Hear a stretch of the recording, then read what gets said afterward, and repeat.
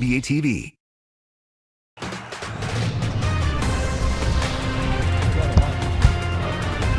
Game Time live at the NBA Finals presented by YouTube TV continues our post-game coverage from Toronto, where they're not celebrating quite yet thanks to the Golden State Warriors. Here's Kyle Lowry's thoughts after Game 5. We tried to get Kawhi to his right side. They doubled off of him. He swung it to Freddie, and Freddie had a look, and he threw it to me in the corner, and Draymond got a piece of it. He blocked him, and I'm not gonna miss it behind it. He got a little piece of it, but it was we probably could have got a little bit better, maybe, but we gotta look at it and see what we can get better at. If Draymond doesn't get it, did it feel good out of your hands? Yeah, it felt great out of my hands. He got a piece of it, so that's what great defenders do. He got a piece of it, and we'll continue to look at it and see how we can get better for next game. Mark on the right. Kyle, Mark Schwartz, ESPN. When Kevin went down in the second quarter, the fans reacted in a way that you didn't approve of. What was the moment like in the arena when it happened?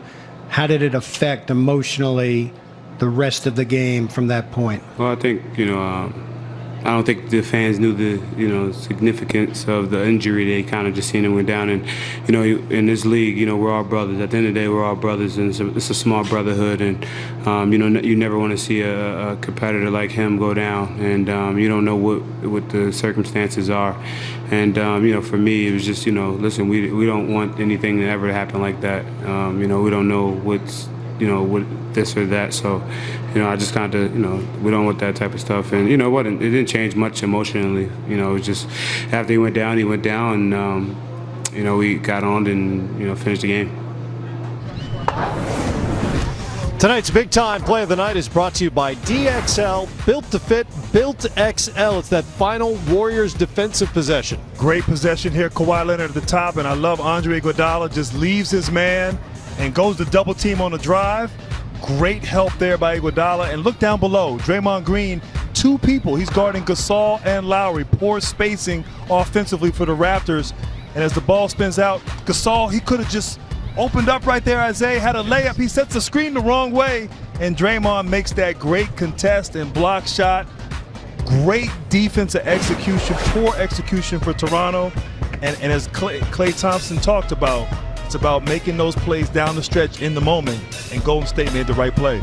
And there's visual proof of what Lowry was just talking about. He did get a fingertip, maybe two, on that ball and redirected it. But I also think as time score in basketball, you're not down three. I think if you're Marc Gasol, whether who's taking a shot, after you try to set one screen, you're going to the basket. It makes Draymond Green has to take one more step towards you or hesitation, and I don't think he gets the chance to block the shot on Kyle Lowry. But we're so much trying to shoot a three now, where everybody's thinking three, where Marc Gasol should have got himself down in the paint, and then I think that'll clear room for Kyle Lowry. Yeah, I mean, as Grant and you said, I mean, Draymond is guarding two people. Now, the most important thing is you got to get spacing. So instead of Gasol trying to set a screen, big men traditionally were taught to go stand in front of the basket. Now if you stand in front of the basket, you're down one. Now that defender's really got to make a decision. Either he's going to not let you have the layup in front of the basket, and if he stops that, then he won't have time to close out on Lowry, who was for sure, in his mind, going to knock down the three. Now, the thing that I like about what Lowry has done also in this series, I mean, there's been two big moments that he's had. One with the owner, the minority owner of Golden State, the way he handled that situation, with the minority owner, and also, with the fans and the kids and everything, saying, hey, this is a teaching moment. And then the second moment, I thought here, the way he handled the crowd, the way he handled this, injury that happened with Durant. I mean, two big personal, growing moments where he showed maturity in tough situations. A lot for the Raptors to think about over the next couple of days. For the Warriors, they get out of here with a win. They got a huge boost tonight from DeMarcus Cousins. Remember, playing in his first finals and just returned from injury a few days ago. Comes off the bench in the wake of the Durant injury and goes for 14 and 6 in just under 20 minutes worth of work. He, of course, also knows all about the Achilles injury and recovery from it, the likes of which Durant may be facing. Here are his thoughts after tonight's Game 5 win.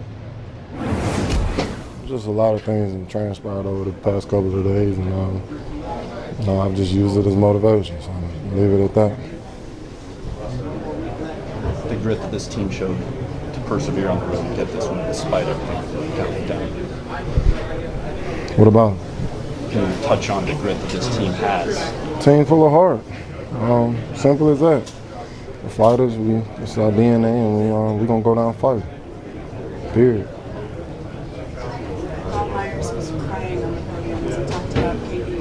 What kind of care does this organization show for its players? It's obviously they care. It's bigger than basketball here. Outside of these lines, we're human beings just like everybody in this room. We go through things. We have life crises. We have emotions. We have up and downs.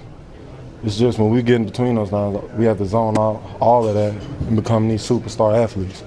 So with that being said, they know us outside of the lines. They know the everyday struggles. They know the adversity and the ups and downs we go through on a daily basis. So with that being said, he's feeling for the guy. It's not about basketball. It's about everything else. The shit that y'all don't care about.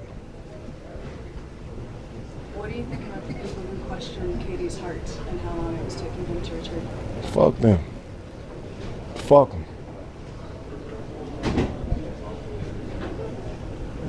Some of the fans cheering when he went down. Trash.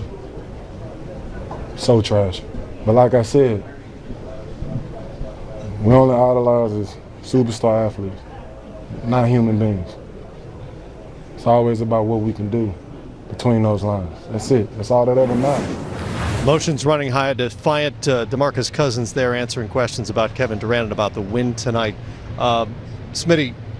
But before you go there, again, emotions are running high. For sure. And I think if you can just give some, just some clarity in terms of what may be going on in that locker room with, one of their players injured, friends injured, human beings, tough situation, everything else, having to win this game. So you're not going to get a very poised person coming to the mic right now after this situation. So to everybody's watching right now, don't judge them.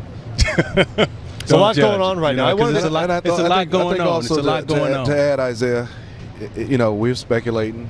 If it's Achilles, he went through this same exact injury. If it's the same Achilles, so it's a lot of emotions. You go through this. You could have been going home, and also you see Kevin Durant go down with possibly Achilles injury, and he just suffered that. There's a lot with the Warriors right now. There's been a lot, and that's what I was going to ask you. Not only emotionally and tactically now, Kevon Looney was lost for tonight. Who knows what his status is? So they got thinner again tonight. Other than Oakland, where do we go from here? I think it just comes down to heart. I mean, we keep saying next man step up. But what if you ain't got no more men? They're running out of men.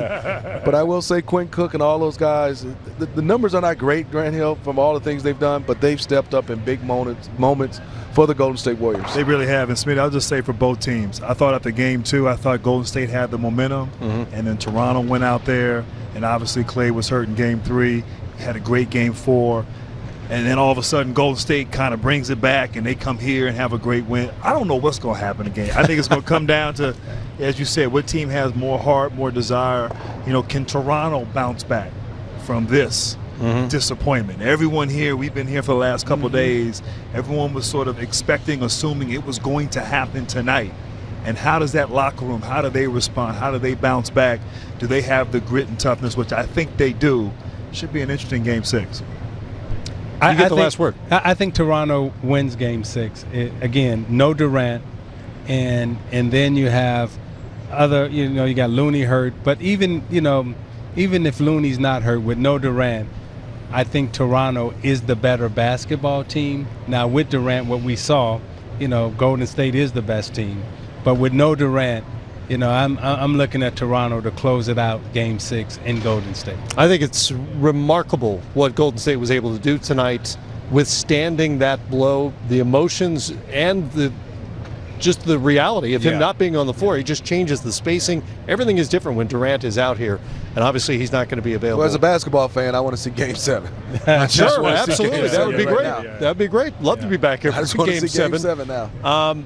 We'll see. We'll see how it plays out. That'll do it for us. Zeke, Smitty, Grant, I'm Matt. Jarrett Greenberg and 3D Dennis Scott are Hey, Matt, great job by. tonight. Hey, thank you. No, really. Appreciate it. You was handling it tonight. Great job. I appreciate that. That's nice of you to say. I do what I can. They're the guys. They're ready to go. They'll take 3D! you home when we come back. Sideline shorty.